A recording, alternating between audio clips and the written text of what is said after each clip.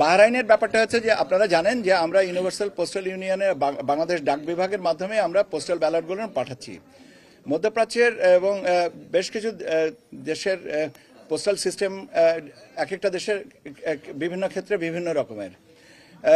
বাহরাইনের ক্ষেত্রে যেটা হয়েছে যে ওখানে 160টা ব্যালট আমাদের কাছে যে হিসাবটা পাওয়া গেছে সেটা কোনো এক জায়গায় আপনার বক্সে আপনার দিয়ে দেওয়া হয়েছে ওই ডেলিভারি পয়েন্ট, যেমন আমরা পিজিয়ন হল যেমন পাই ছাত্র জীবনে আমরা দেখেছি, বা আপনার ছাত্র জীবনে আমরা হোস্টেলে যে এলে একটা জায়গায় চিঠিপত্র রেখে যেত একটা টেবিলের উপরে, আমরা সেখান থেকে নিজেরা নিয়ে নিতাম। সেরকম একটা বক্সে আপনার 160টা ব্যালট দিয়ে গেছে। এবং ওই বক্সটা যখন আমরা বাংলাদেশি প্রবাসী ভাইরা যখন এসে এটা খুলেছেন 4-5 জনা, তখন তারা ওটা ভাগ করে যে আমার পাশের ঘরে থাকেও আমি এটা নিচ্ছি, আমি ওটা পৌঁছে দেবো, ব্যাপারটা এইরকম।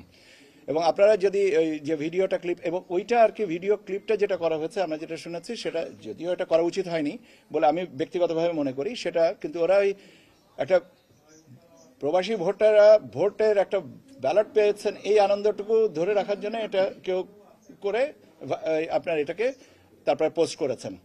যেটা হয়েছে যে আপনারা খেয়াল করে দেখবেন যে এখানে কোনো ইনভেলপ খোলা হয়েছে এরকম কোনো কিছু নাই। এবং এটা তাৎক্ষণিকভাবে বাহরাইন পোস্টকে বলা হয়েছে যে এটা তো তাদের কাছে করা হয়নি, এবং আমাদের যিনি সম্মানিত রাষ্ট্রদূত আছেন তিনি এই বিষয়টা দেখছেন এটাতে।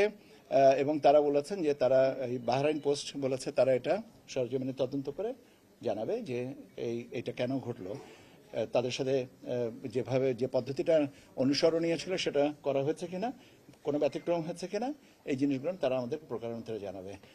এবং এইটাই হচ্ছে সর্বশেষ অবস্থা।